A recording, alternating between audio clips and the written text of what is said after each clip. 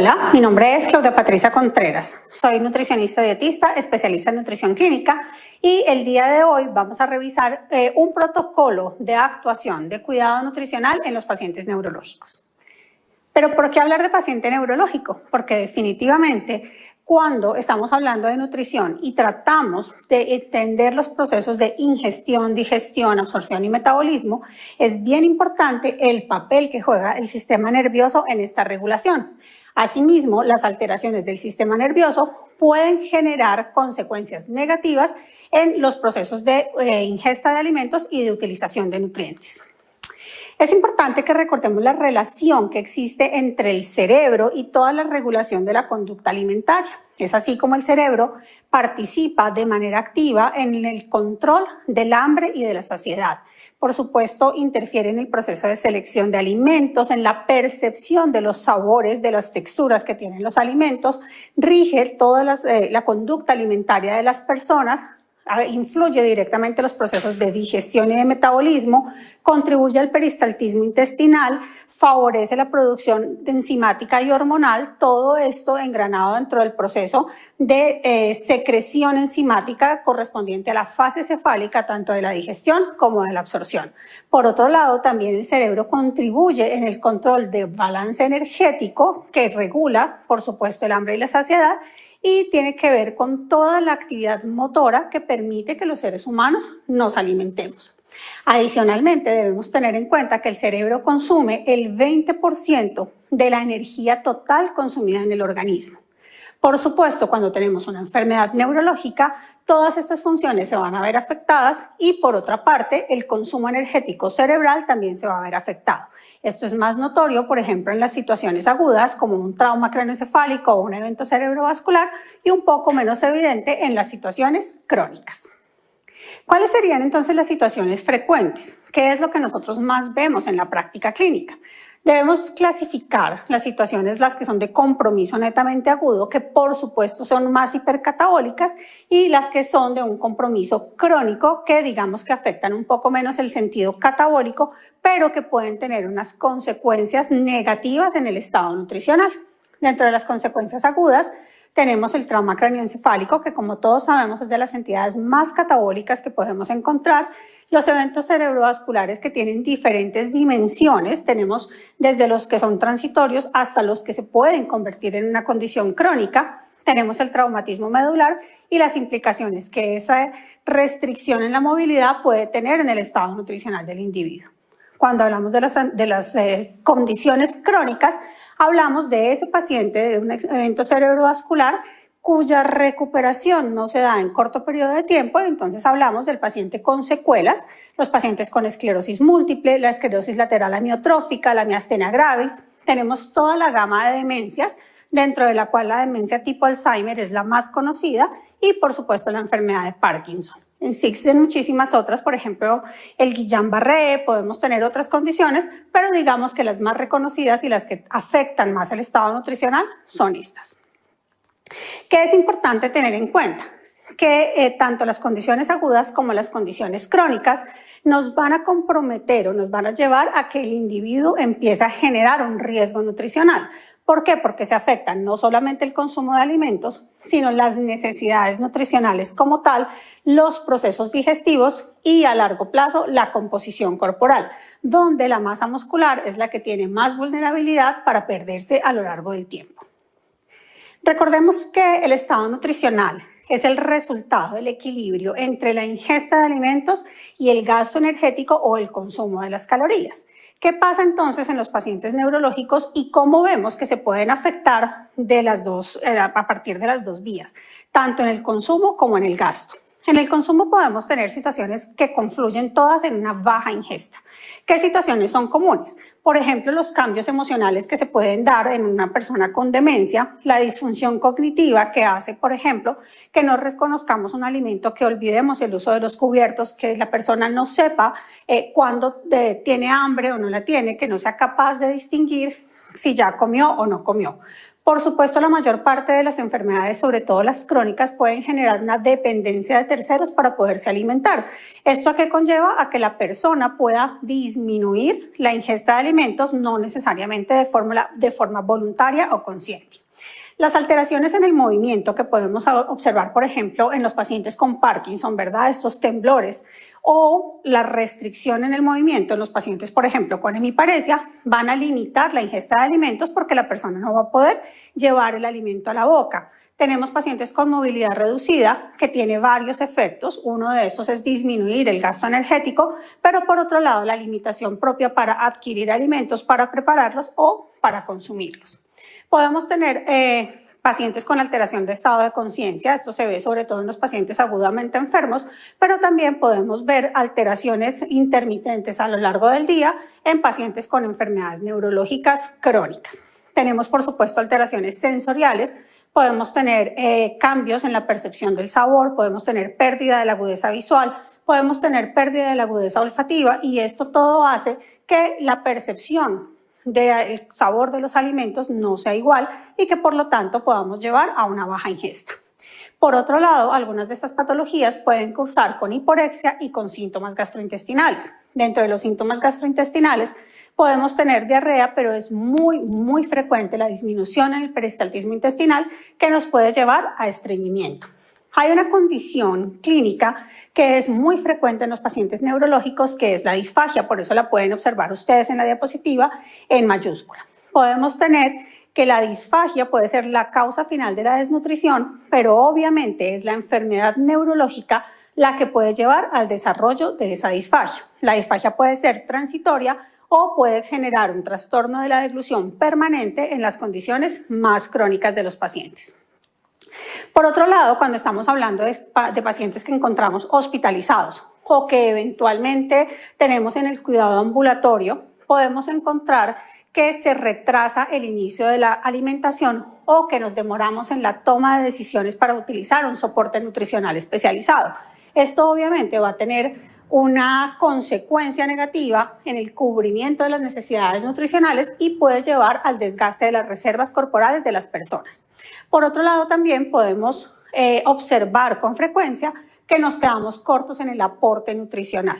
Cuando nosotros relacionamos la actividad física que pueden tener estos pacientes y nos damos cuenta que estamos ante una condición de inmovilismo o movilidad limitada, tendemos a disminuir un poco el aporte nutricional y esto generalmente no solamente limita los procesos de rehabilitación, sino que por supuesto va a comprometer el estado nutricional.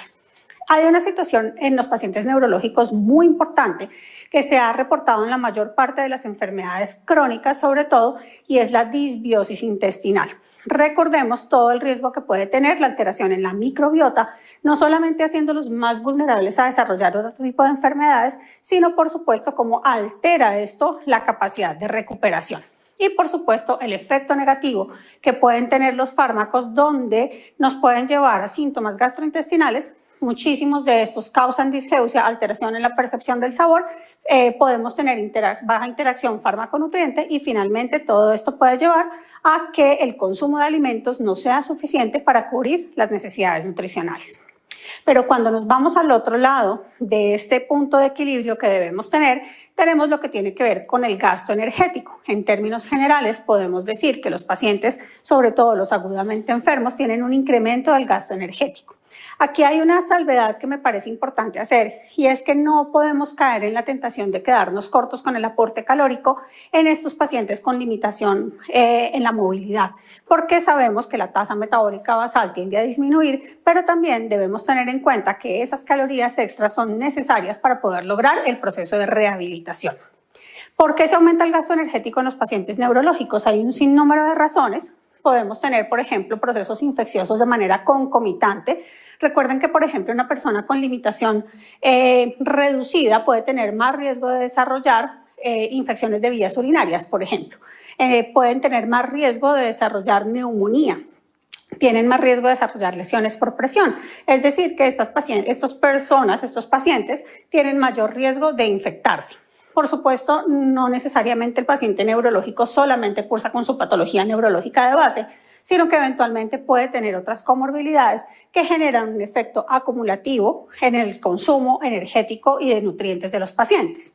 Si estamos hablando de un paciente agudamente enfermo, por ejemplo, después de un trauma craneoencefálico, seguramente la ventilación mecánica tenemos que tenerla en cuenta como aumento del gasto energético, el esfuerzo respiratorio que necesitan algunos de estos pacientes durante su proceso de recuperación. Si adicionalmente estamos hablando de un paciente postrado que tiene pérdida de masa muscular a nivel del diafragma, seguramente esto también va a aumentar el gasto energético.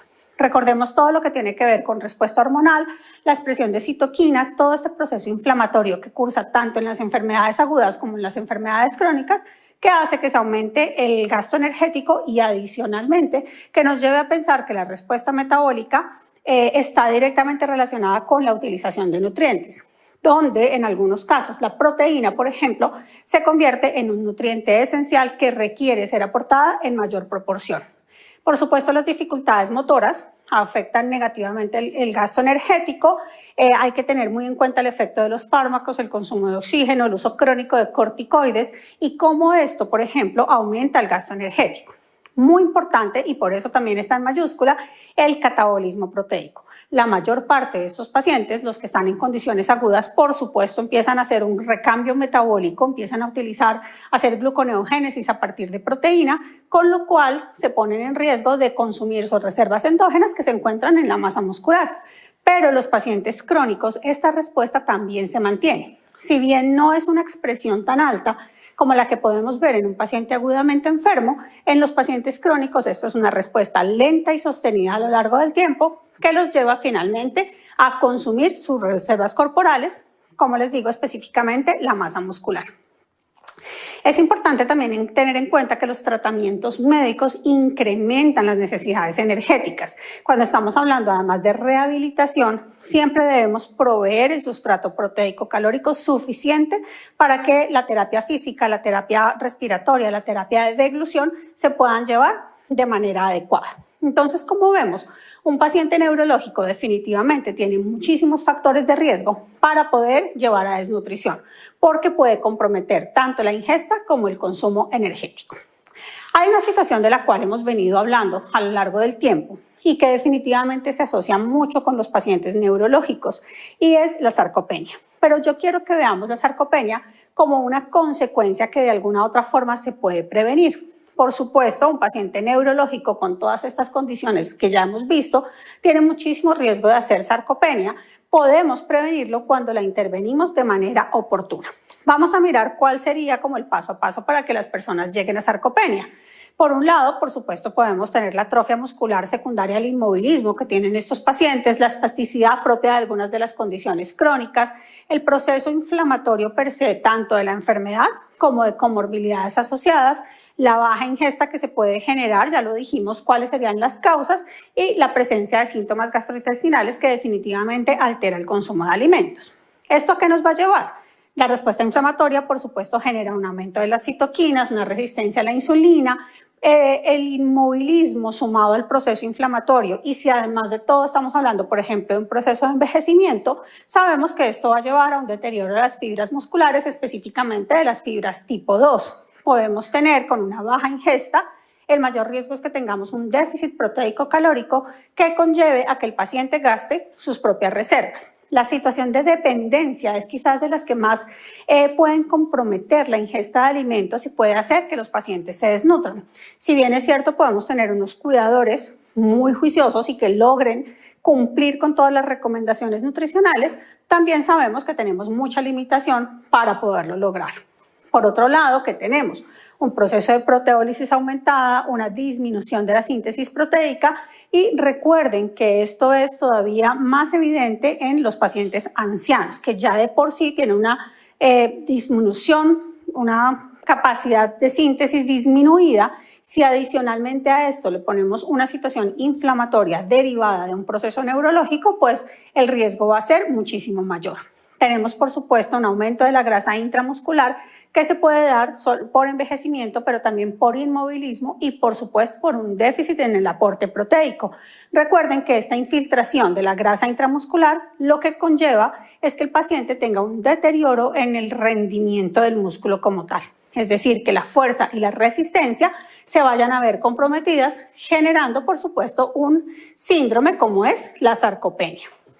Hay un compromiso de la función muscular y la alteración en la capacidad contráctil. Cuando nosotros tenemos un individuo sarcopénico que tiene potencial de rehabilitación y no intervenimos para prevenir que este deterioro de la masa muscular y de la fuerza se genere, seguramente va a ser más difícil que logremos ese proceso de rehabilitación. Pero ¿por qué nos preocupa tanto la sarcopenia? Hemos venido hablando a lo largo del tiempo de todas las consecuencias que esta puede tener y fijémonos que si me devuelvo un segundo y vemos la diapositiva anterior, muchas de estas consecuencias, de estas causas, no pueden ser prevenibles. Yo puedo prevenir una baja ingesta, yo puedo prevenir el inmovilismo, yo puedo prevenir un déficit proteico calórico, yo puedo manejar los síntomas gastrointestinales de los pacientes. Esto quiere decir que yo puedo evitar que mi paciente llegue a estas consecuencias. Como ya hemos visto, muchas de las causas que pueden llevar a sarcopenia son prevenibles y es que definitivamente debemos intervenir oportunamente a los pacientes precisamente para evitar todas estas consecuencias que puede traer la pérdida de la masa muscular. ¿Cuáles serían esas consecuencias? La primera, que es como la más obvia y evidente, tiene que ver con la disminución de la fuerza, la potencia y la resistencia de ese músculo.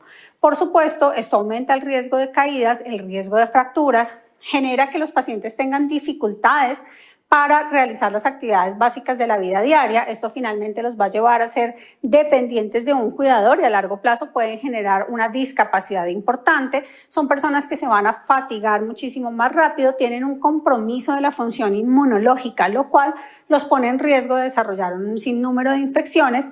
Hay un par de circunstancias que están recientemente descritas, pero que son muy importantes a tener en cuenta en estos pacientes.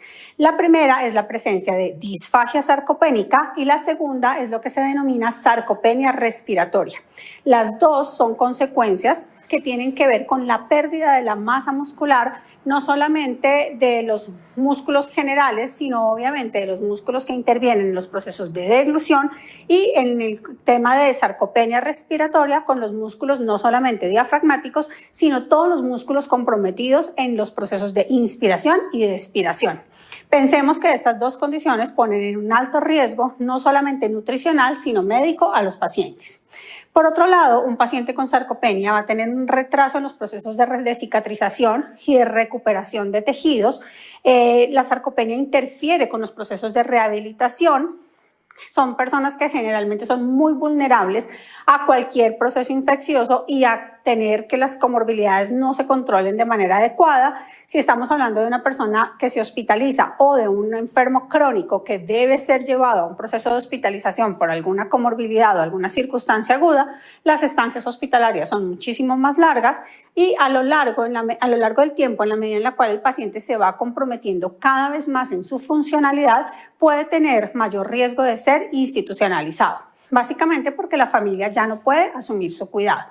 ¿Esto qué me va a llevar? Obviamente una disminución en la calidad de vida, lo que siempre hemos hablado acerca del aumento en el costo total de la inversión en salud en estos pacientes y desafortunadamente el aumento en la mortalidad. Entonces es importante que cuando hagamos una evaluación de un tamizaje, no solamente evaluemos el riesgo nutricional, sino que también evaluemos el riesgo de sarcopenia. Vamos a entrar entonces en lo que tiene que ver con el proceso de cuidado nutricional.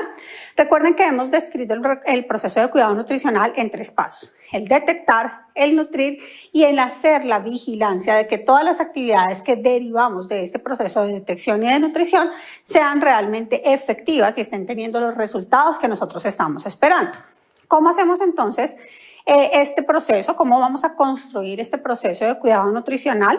En este momento tenemos disponibles muchísima literatura, pero digamos que 3 guías de manejo que nos van a guiar a nosotros en el manejo nutricional de estos pacientes. Son guías de 2015, 2017 y 2019 que han servido para que desarrollemos este protocolo. Por un lado tenemos la guía de nutrición en neurología, tenemos la guía de nutrición en demencia, tenemos la guía de manejo en los pacientes de cuidado intensivo, porque recuerden que tenemos unas condiciones agudas que generalmente pueden requerir cuidado intensivo, y también tenemos allí la guía de nutrición enteral, tenemos también, por ejemplo, la guía de cuidado nutricional domiciliario, pero estas son como las más relevantes a tener en cuenta y la invitación es a que las revisen y las tengan presentes. ¿Qué tenemos que detectar? El primer paso del proceso de cuidado nutricional es detectar. Y como ya lo dije anteriormente, no solamente vamos a detectar el riesgo nutricional, sino que además vamos a hacer intervención o detección de disfagia y de sarcopenia. Por supuesto, estos tres confluyen y nos llevan a los pacientes a desnutrición. De ahí la importancia de que utilicemos herramientas para detectarlo. ¿Cómo hacemos la detección de riesgo nutricional?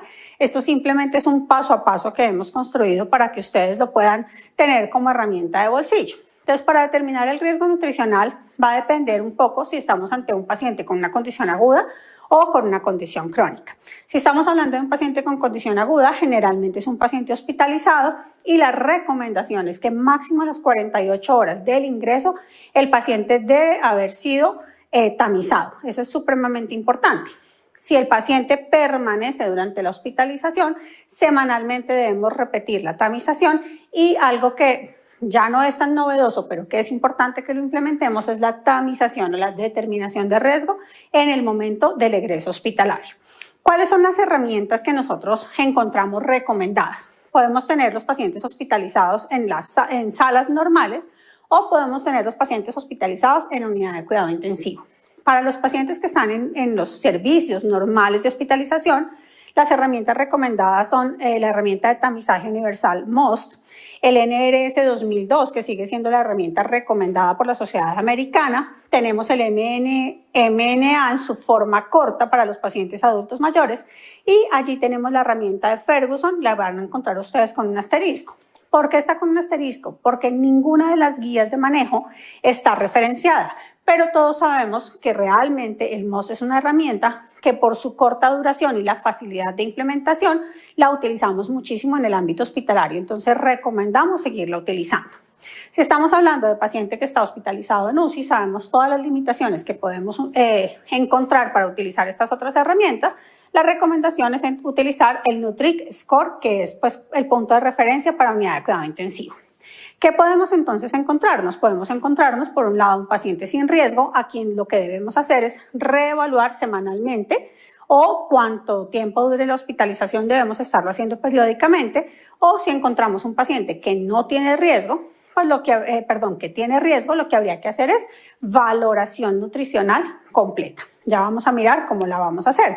Igual sucede con los pacientes de UCI. Recuerden que el Nutric Score realmente no nos dice que un paciente tiene o no tiene riesgo nutricional. El Nutric Score nos lleva a evaluar la posibilidad de complicaciones o el pronóstico, ¿verdad?, de ese paciente en unidad de cuidado intensivo. Entonces, exactamente hacemos lo mismo, donde no tenemos riesgo, vamos a revalorar frecuentemente y donde hay riesgo hay que hacer una intervención nutricional temprana. ¿Qué pasa con los pacientes en condición crónica? Nosotros podemos tener un paciente en condición crónica que se reagudiza, que debe ser hospitalizado.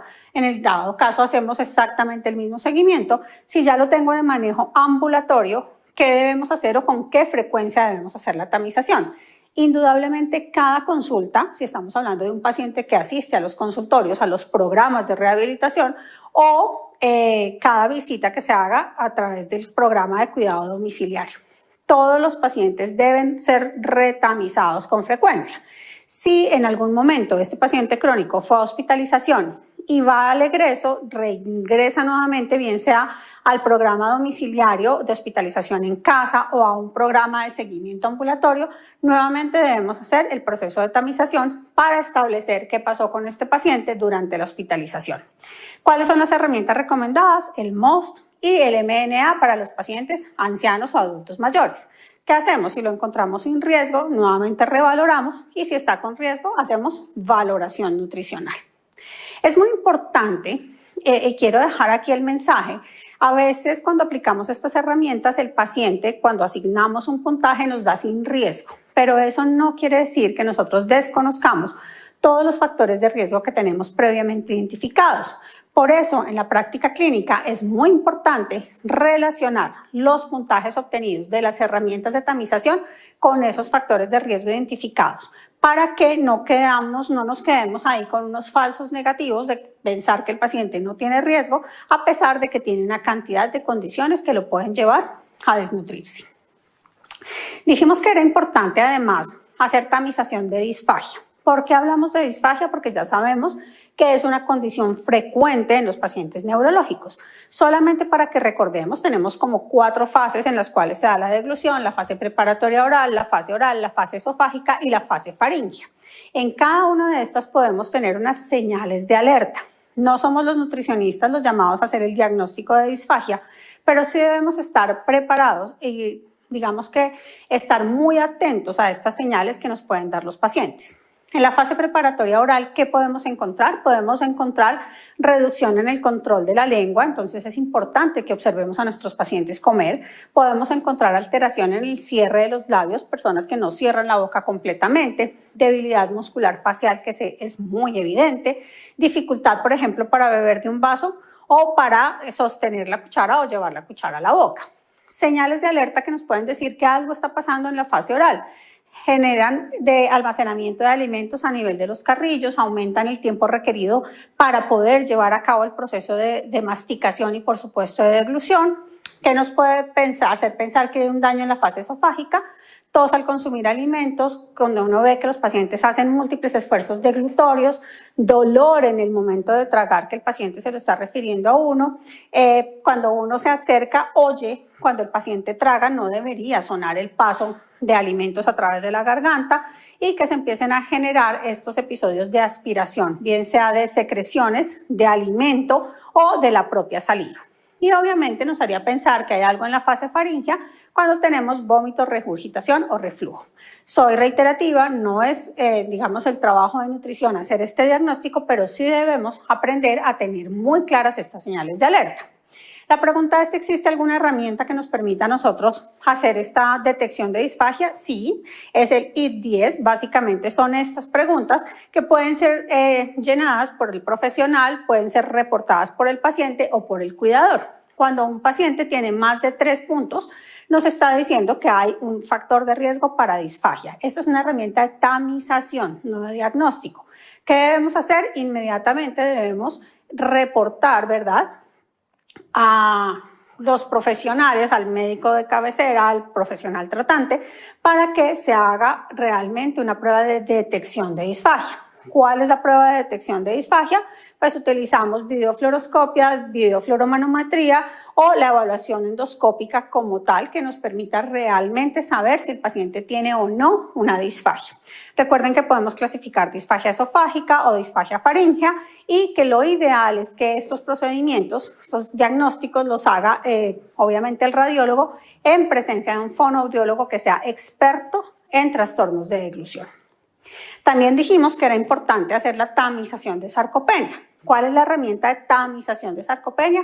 El SARC-F, que básicamente son 5 preguntas, ya las hemos visto en otros escenarios donde evaluamos fuerza, la capacidad que tiene el paciente o la necesidad que tiene de ser asistido en el momento de caminar, la posibilidad que tiene para levantarse por sí mismo de una silla, subir escaleras, y la presencia de caídas. Recuerden que esto sobre todo es muy importante en los pacientes adultos mayores porque las caídas son un predictor de mortalidad.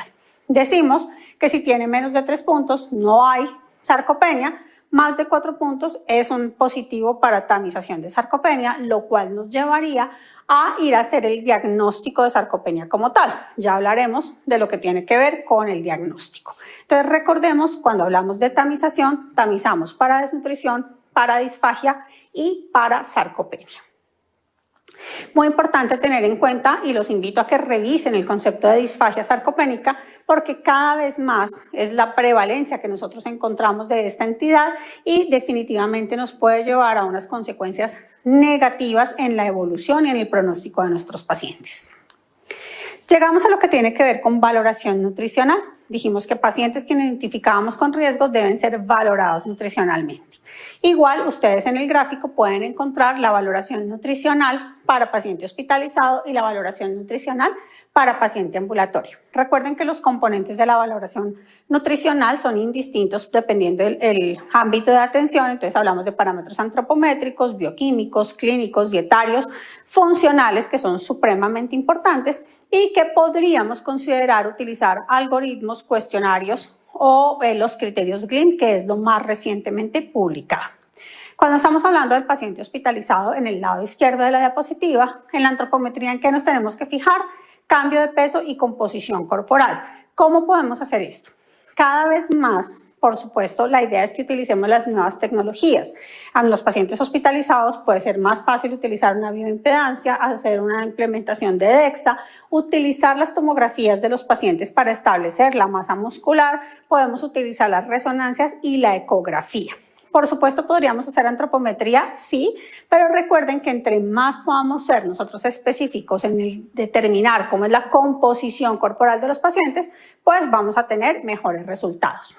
Cuando hablamos de la bioquímica, recuerden que la bioquímica nutricional en un paciente hospitalizado se va a ver alterada, por eso no podemos utilizar todos los parámetros, nos hablamos generalmente de prealbúmina, del recuento total de linfocitos y sería muy útil utilizar un balance de nitrógeno en aquellos pacientes en quienes no sea posible utilizarlo.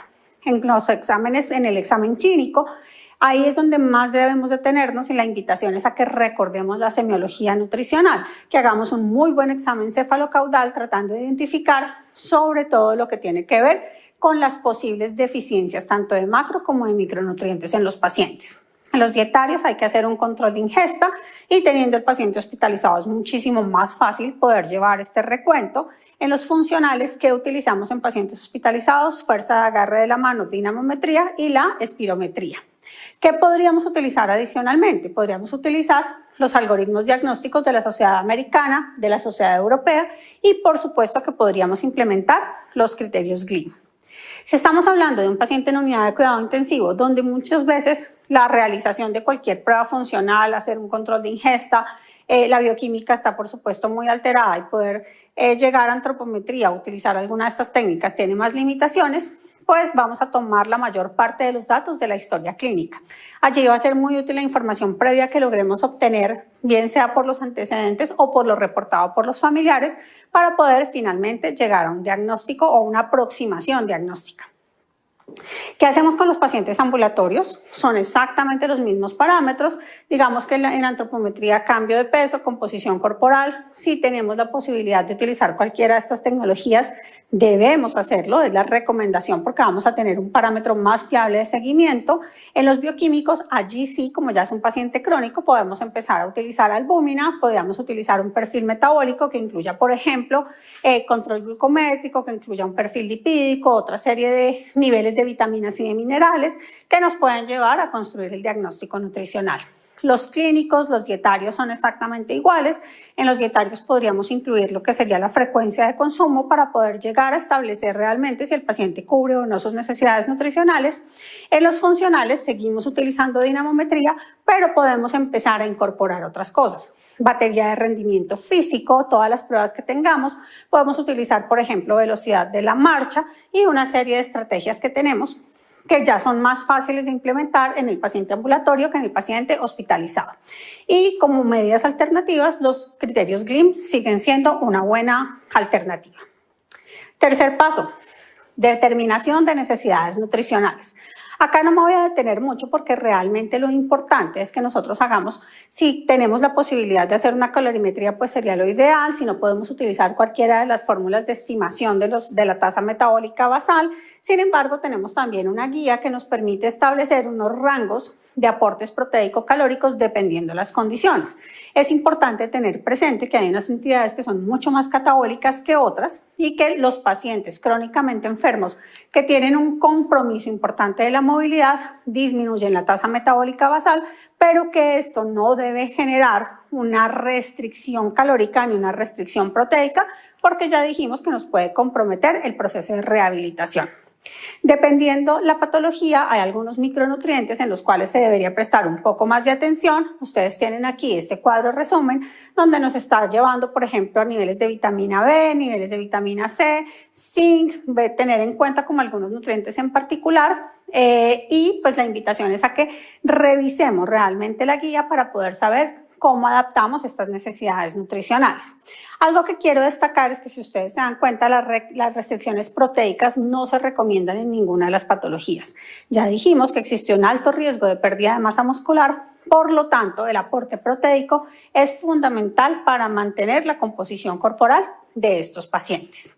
Sin embargo, también es cierto que tampoco podemos dar dietas muy altas en proteína en todos los pacientes y que debemos tener en cuenta la presencia de comorbilidades que pueda tener. En dado caso, por ejemplo, que tengamos un paciente con una enfermedad renal crónica, recuerden que siempre va a primar para el requerimiento nutricional la condición aguda, obviamente sin descuidar que el paciente no vaya a hacer una progresión de su falla renal, pero pues esto nos lo va dando el juicio clínico. Alimento la condición aguda y luego, en la medida en la cual el paciente empieza su proceso de recuperación, vuelvo nuevamente a las recomendaciones para los pacientes con falla renal. Cuarto paso, ¿cómo hacemos la prescripción de objetivos? Recuerden que siempre es importante saber para dónde vamos, qué es lo que queremos lograr con nuestro paciente. Entonces también va a cambiar dependiendo si la situación es una situación aguda o una situación crónica. En las condiciones agudas, por supuesto, al ser entidades que alteran mucho el metabolismo, que son altamente catabólicas, lo primero que debemos hacer es proveer los sustratos suficientes para modular la respuesta metabólica producida por el estrés. Siempre, y la invitación es a que revisemos cómo está la condición metabólica de ese paciente y cómo entonces desde el punto de vista nutricional nosotros podemos aportar para que esa respuesta metabólica sea modulada. Hay que garantizar el aporte de calorías, macro y micronutrientes, minimizar la pérdida de masa muscular. Y fíjense que aquí nosotros no estamos hablando de mejorar el estado nutricional ni de garantizar que el paciente aumente masa muscular, porque estamos ante una condición aguda que sí o sí lo va a llevar a que tenga pérdida de masa muscular. ¿Cuál es la tarea? Minimizar que esto suceda. Prevenir la desnutrición y por lo tanto las complicaciones que se pueden venir y favorecer ese proceso de rehabilitación aguda que se está dando en el paciente. ¿Qué hacemos con los pacientes crónicamente enfermos? Fíjense que aquí ya nos cambia un poco porque yo ya no tengo una respuesta metabólica con tanta expresión de citoquinas ni tanto componente inflamatorio, entonces yo esto lo puedo, digamos que lo voy a contribuir, pero no necesito mantener todos mis esfuerzos hacia allá. Aquí en el paciente crónico vamos a garantizar el aporte de calorías y nutrientes. Fíjense que aquí sí ya estoy hablando de preservar la masa muscular. Yo aquí en condición aguda minimicé la posibilidad de que se pierda. Aquí tengo que preservar e idealmente, dependiendo también la condición, podría yo pensar o podría apuntarle a mejorar el estado, la masa muscular. Mantener y recuperar el estado nutricional. Aquí esto sí ya es un objetivo muy claro. Favorecer el proceso de rehabilitación y prevenir las complicaciones derivadas de la desnutrición. Si lo vemos, son unos puntos en común entre las condiciones agudas y las condiciones crónicas, simplemente que el orden cronológico en el cual yo los voy a implementar es diferente. Por supuesto, yo tengo que definir los objetivos y puedo adicionar o suprimir algunos dependiendo de la condición general de cada uno de los pacientes. Por último, vámonos a los niveles de intervención nutricional. Estos niveles son por todos conocidos. Recuerden que vamos de lo más básico y general a lo más específico. Lo más básico y general es que todos los pacientes deben recibir un proceso de educación alimentaria y nutricional. A eso se refieren las recomendaciones nutricionales. ¿Qué debemos tener presente? Y es bien importante. Siempre debemos tratar de incluir alimentos de todos los grupos. Las dietas restrictivas realmente no se recomiendan en ninguna patología y muchísimo menos en un paciente con enfermedad neurológica por el riesgo que puede tener de desarrollar deficiencias nutricionales. Tenemos que enseñarle a manejar a las personas, tanto al paciente como al cuidador, el tamaño de las porciones, el tipo de preparación que van a utilizar. Aquí trabajamos en control de síntomas gastrointestinales. Ya dijimos que es frecuente que los presenten, entonces vamos a analizar la condición individual de cada paciente y vamos a manejar la sintomatología de acuerdo a cada una de las personas. También es importante hablar del ambiente propicio para comer. Y aquí me quiero detener un poco en los pacientes con secuelas de evento cerebrovascular, en los pacientes con demencia. Son los pacientes que más riesgo tienen de desnutrirse por baja ingesta. Algunos de estos pacientes tienen unos movimientos fallidos en el momento de poder llevar el alimento a la boca, pueden desarrollar unas conductas alimentarias alteradas. Los pacientes con demencia pueden olvidar cómo comer, cómo utilizar un tenedor y pueden tener unas conductas que no son socialmente aceptadas. Esto tenemos que explicárselo, por supuesto, al cuidador, de tal manera que el ambiente que se da para la ingesta de alimentos sea lo mejor, lo más tranquilo y no nos vaya a impactar negativamente el estado nutricional. Por supuesto, dentro de este proceso de recomendaciones nutricionales, tengo que enseñar las señales de alerta para disfagia, las mismas que ya vimos, tengo que transmitírselas al paciente y al cuidador para que sean ellos quienes nos den la primera señal de que algo no está bien. Muchos de esos pacientes van a necesitar pasar al siguiente nivel, es decir, van a requerir una prescripción nutricional individualizada. Aquí ya lo que hacemos es un cálculo de calorías, macro y micronutrientes especial para cada uno de nuestros pacientes. Esto se hace sobre todo en aquellos en los que identificamos riesgo nutricional o quienes ya están con algún tipo de deterioro del estado nutricional. Por supuesto, lo hacemos en los pacientes en quienes sospechamos que tienen riesgo de hacer disfagia. En pacientes con riesgo de desarrollar sarcopenia tenemos que ser muchísimo más incisivos y cuidadosos en el tratamiento nutricional. Aquí obviamente vamos a hablar de técnicas de enriquecimiento, fortificación, las preparaciones, los horarios en los que debemos alimentar los pacientes, si es necesario modificar o no la consistencia, y las técnicas de alimentación. Hay un llamado importante, si bien fonoaudiología es el encargado de hacer ese proceso de técnica de alimentación, debemos involucrarnos en el proceso y entender que disfagia no quiere decir alimento licuado, sino que hay que hacer un trabajo en conjunto para nosotros también aprender cuáles son esas técnicas de alimentación y poderlas transmitir a los pacientes y a los cuidadores.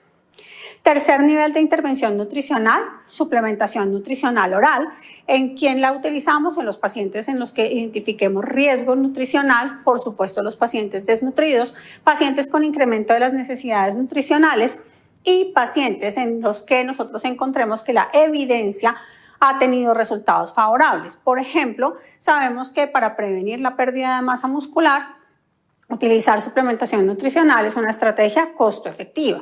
Sabemos que utilizar suplementación nutricional con fórmulas altas en proteínas y altas en calorías es una herramienta costo efectiva para prevenir, por ejemplo, el desarrollo de lesiones de presión, que es bien común en estos pacientes neurológicos. Importante, pues, como tener en cuenta todos los factores que pueden hacer que un paciente necesite la suplementación nutricional. También tener presente que el hecho de usar suplementación nutricional no exime que estos pacientes requieran un tratamiento nutricional individualizado y, por supuesto, todos los pacientes se benefician de ese proceso de recomendaciones nutricionales o educación alimentaria y nutricional. Como cuarto y quinto nivel tenemos el soporte nutricional especializado, la nutrición enteral y la nutrición parenteral, que por supuesto siguen siendo vigentes, pero que van a depender de la imposibilidad de cubrir las necesidades nutricionales a partir de la vía oral, incluyendo la suplementación nutricional. Entonces allí utilizamos la nutrición enteral. Cuando estamos hablando de pacientes agudamente enfermos, pacientes con trauma cráneoencefálico, pacientes con eventos cerebrovasculares, muy importante utilizar o implementar la nutrición enteral de forma temprana. Antes de las 48 horas, nuestro paciente ya debería tener una vía de acceso y deberíamos estar cubriendo esas necesidades con el fin de minimizar esa respuesta catabólica y el impacto que esta pueda tener en la composición corporal de los pacientes. Tener presente que muchos de esos pacientes neurológicos pueden requerir un acceso definitivo, tratar de anticiparnos un poco y saber cómo va a ser el potencial de rehabilitación que tienen los pacientes. En esto nos apoyamos muchísimo con los neurólogos y los terapeutas que nos van a decir cuál es el potencial a corto plazo y a mediano plazo y con eso tomar decisiones oportunas. No se recomienda que mandemos a los pacientes pensando que van a tener potencial de rehabilitación de disfagia. Si nosotros vemos que no alcanza a cubrir las necesidades nutricionales, es preferible mandarlo con una nutrición mixta, es decir, va con una gastrostomía para cubrir sus necesidades nutricionales, mientras que se hace el proceso de rehabilitación de la función deglutoria. Y la nutrición parenteral, pues obviamente la vamos a utilizar solamente si no podemos cubrir las necesidades nutricionales por la vía enteral y generalmente es una situación transitoria. Esta es una lectura obligatoria que me parece que todos deberíamos conocer, es la modificación de las dietas de acuerdo a la textura, ¿verdad?, propuesta por el IDSI. Nosotros antes hablábamos de dietas líquidas, dietas blandas, dietas semiblandas y dietas normales. Realmente la clasificación del IDSI, ahí ustedes tienen la página web donde podemos encontrar toda la información acerca de esta clasificación de alimentos, nos habla de los alimentos como sólidos y de las bebidas. Pero fíjense ustedes que tienen unos puntos de encuentro que son bien interesantes. Hablamos, por ejemplo, de las consistencias normales, hablamos de unas que son de tamaño, o sea, que son como consistencias más suaves, pero donde además tenemos que manejar los tamaños de los bocados que le damos a los pacientes. Hablamos de otros que son las picadas, la dieta picada y la dieta húmeda. hablamos de la dieta puré, que es la misma que va a unirse con las bebidas en la dieta extremadamente espesa. Hablamos de las dietas licuadas, que son las que se consideran moderadamente espesas. De verdad que me parece bien interesante que tengamos en cuenta esta clasificación porque nos abre un poco el panorama a cómo manejar los pacientes con disfagia. No todos los pacientes con disfagia necesitan dieta licuada. El fonoaudiólogo será la persona que nos va a decir a nosotros cuándo este paciente puede tener un buen control motor, cómo está el movimiento de la lengua, cómo está la acumulación o no de alimentos en la boca, si tiene, por ejemplo, mayor sensibilidad en el lado derecho que en el lado izquierdo, y nos va a guiar a nosotros en el manejo de las texturas. Por supuesto, somos los nutricionistas los encargados de volver todos los alimentos en estas texturas y saber realmente qué es lo que necesita nuestro paciente para cubrir entonces sus necesidades nutricionales. Soy insistente en que el criterio no lo debe dar fonoaudiología y que no todos los pacientes se manejan con dieta licuada. Entonces la invitación es a que profundicemos un poco más en este tema porque además nos habla de las técnicas de alimentación, cuándo utilizar cucharas, cuándo ponerlos a beber de la taza, si se recomienda o no el uso de pitillos, cuándo lo podemos utilizar, cuáles son los riesgos de hacerlo, la postura de la cabeza, la postura del cuerpo. Entonces realmente nos puede enriquecer mucho nuestra práctica clínica diaria. ¿Cómo seleccionamos la fórmula en dado caso que nuestro paciente necesite o suplementación nutricional o nutrición enteral? Los criterios de selección siguen siendo los mismos, ¿verdad? Lo primero es preguntarnos si nuestro paciente requiere o no una modificación en la complejidad de los nutrientes. Si la respuesta es no, pues utilizamos una fórmula polimérica. Si la respuesta es sí, utilizamos una fórmula oligomérica. Recuerden que las fórmulas oligoméricas pueden utilizarse de forma transitoria, por ejemplo, en pacientes que están con un tratamiento antibiótico prolongado que lo está llevando a una diarrea, uno podría utilizar una fórmula oligomérica. Igualmente podemos tener un paciente neurológico que nos hace, que requiere, por ejemplo, una resección intestinal que va a requerir una fórmula oligomérica por un corto periodo de tiempo. Si hablamos, lo siguiente que tenemos que preguntar es cómo sería el aporte proteico si nuestro paciente tiene un aumento en las necesidades proteicas o si es un paciente con un requerimiento tan alto, porque hay pacientes muy grandes, por ejemplo, con mucho peso, que tienen un alto requerimiento, pues nos vamos por fórmulas o normoproteicas o hiperproteicas. Si nuestro paciente tiene una alta demanda de calorías o se beneficia de restricción de líquidos, pues nos vamos por fórmulas hipercalóricas. Si el paciente tiene o no riesgo de pérdida de masa muscular, podríamos, por ejemplo, utilizar fórmulas adicionadas con HMB o fórmulas estándar. Igual tenemos que preguntarnos si nuestro paciente tiene una condición clínica de base que amerita que utilicemos una modificación de fórmulas. Si yo tengo, por ejemplo, un paciente diabético de base, pues seguramente me voy a ir con una fórmula baja en carbohidratos o con carbohidratos de lenta absorción, de tal manera que no interfiera esto, es decir, que el tratamiento neurológico no me vaya a interferir con el control metabólico del paciente. Podría suceder también que tenga un paciente con una enfermedad renal que se encuentre en diálisis peritoneal, que nos hace un evento cerebrovascular, entonces pues se va a beneficiar de una fórmula especial para paciente renal, donde me permita adicionalmente cubrir las necesidades para su enfermedad neurológica de base. Con esto podemos jugar y digamos que el secreto de la selección de la fórmula es preguntarme qué necesita mi paciente y basados en esto tomamos las decisiones. Este es nuestro algoritmo final, es el paso a paso de lo que debemos hacer. Todos los pacientes deben tener una valoración de riesgo y una determinación aproximada del estado nutricional. Va a depender de si es un paciente hospitalizado o si es un paciente ambulatorio. En los pacientes hospitalizados ya dijimos que depende si están en piso o si están en la unidad de cuidado intensivo. Ya sabemos cuáles son las herramientas que vamos a utilizar para la determinación del riesgo, ya sabemos cómo vamos a hacer la valoración nutricional. Entonces lo siguiente que nos preguntamos es si el paciente tiene indicada o no la vía oral. Si la respuesta es no, indudablemente pues el paso a seguir es la nutrición enteral. Sin embargo, si la respuesta es sí, lo siguiente que debemos preguntar es si nuestro paciente tiene o no disfagia. Si la respuesta es no, pues hacemos una prescripción de dieta hospitalaria que esté acorde a las necesidades nutricionales y ya vimos pues cómo hacemos para cubrir esas necesidades. Si la respuesta es sí, a pesar de que el paciente tenga esa indicación, debería tener nutrición enteral porque se va a beneficiar de poder cubrir esas necesidades nutricionales mientras concomitantemente va recibiendo su terapia de deglución. Es bien importante que vayamos de la mano en los dos pasos. Si con la terapia de deglución y con la dieta hospitalaria que nosotros estamos teniendo, nuestro paciente cubre las necesidades nutricionales, pues lo mismo, tenemos dos opciones. Si la respuesta es sí, simplemente reforzamos, ajustamos lo que necesitamos y continuamos. Si la respuesta, y pues allí planteamos nuestro plan de egreso. Si la respuesta es no, que la dieta hospitalaria no nos está alcanzando, pues nos vamos con suplementación nutricional oral con el fin de poder cubrir esas necesidades nutricionales.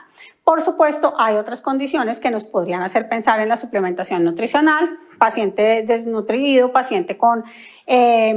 digamos que ya aquí yo lo que empiezo es a analizar cuáles son las condiciones de mi paciente, si está desnutrido, si necesita restricción hídrica, si tiene un requerimiento nutricional muy alto, pues entonces si la respuesta es no, fórmulas estándar isocalóricas normoproteicas, si la respuesta es sí, fórmulas hiperproteicas hipercalóricas. Recuerden que si tenemos una condición de base, pues siempre alimentamos la situación aguda y luego alimentamos la situación crónica. Entonces tenemos que pensar de qué se beneficia nuestro paciente.